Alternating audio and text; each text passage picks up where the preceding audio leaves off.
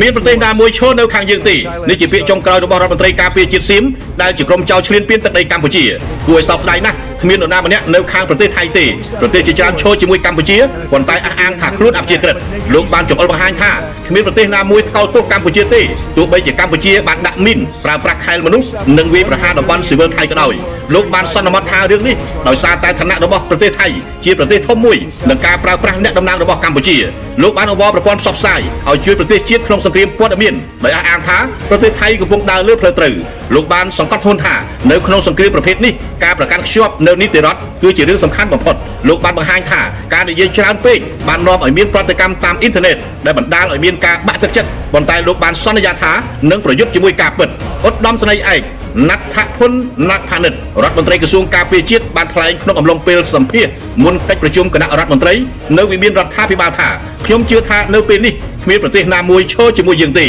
នេះជាសម្ដីរបស់រដ្ឋមន្ត្រីក្រសួងការពារជាតិចៅសៀមទើបដឹងខ្លួនឯងហើយថារាល់ប្រទេសណាក៏មិនគាំទ្ររបបយោធាសៀមដែលបំពានឈ្លានពានលើកម្ពុជាតែរដ្ឋមន្ត្រីក្រសួងការពារជាតិរូបនេះលោកថាក៏មិនចាំបាច់ឲ្យមានប្រទេសដទៃណាមករកសន្តិភាពឲ្យប្រទេសសៀមដែរគឺសៀមជឿជាក់លើយោធាសៀមនិងប្រជាជនសៀមប៉ុណ្ណោះដើម្បីរកសន្តិភាពឲ្យជនជាតិសៀមព្រមទាំងប្រទេសសៀមនេះបើតាមរបាយការណ៍របស់យោធាសៀមនិយាយរៀបរាប់ខ្លឹមសាររបស់រដ្ឋមន្ត្រីក្រសួងការពារជាតិសៀមដែលបានសម្ភាសនៅមុខសារព័ត៌មានក្នុងស្រុកសៀមនៅថ្ងៃទី23ខែធ្នូឆ្នាំ2025នេះចំណែកអនុទានឆាន់វរៈគុលនាយករដ្ឋមន្ត្រីចាំផ្ទះ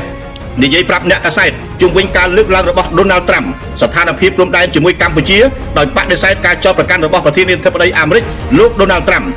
ដែលថាថៃជាអ្នកបើកការវាយប្រហារលើកម្ពុជាមុនដោយលោកអនុទានអះអាងថាថៃគឺជាអ្នករងគ្រោះដោយការឈ្លានពាននិងការវាយប្រហារមុនប៉ុណ្ណោះហើយអ្វីដែលកងទ័ពថៃបានធ្វើគឺជាការឆ្លើយតបដើម្បីការពារពលរដ្ឋធិភាពទឹកដីរបស់ខ្លួនប្រតិកម្មនេះបានកើតឡើងបន្ទាប់ពីប្រធានាធិបតីដូណាល់ត្រាំបានថ្លែងដោយចំថាថៃជាអ្នកបើកការវាយប្រហារឈ្លានពានកម្ពុជាមុននៅក្នុងឱកាសនៃការបើកសម្ពោធនាវាចម្បាំងខ្នាតយក្សថ្ងៃទី22ធ្នូឆ្នាំ